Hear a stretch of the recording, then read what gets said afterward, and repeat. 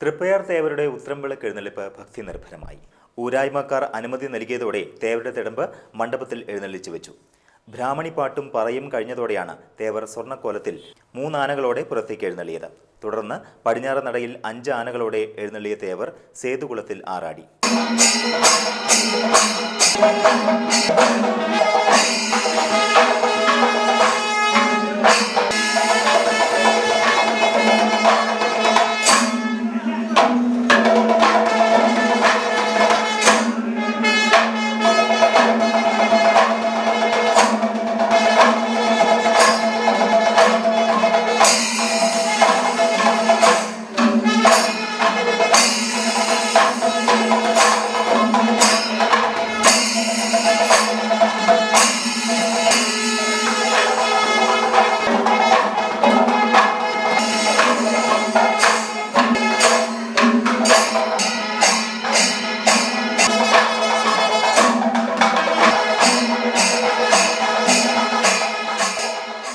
ആറാട്ടിന് ശേഷം തേവർക്ക് തന്ത്രിമഠത്തിന് മുന്നിൽ കേളിപ്പറ്റ് നടത്തി. തുടർന്ന് ക്ഷേത്രത്തിൽ തിരിച്ചെത്തിയ തേവർ 7 ആനകളോടെ ഉത്രംവിളക്കിന് എഴുന്നള്ളി.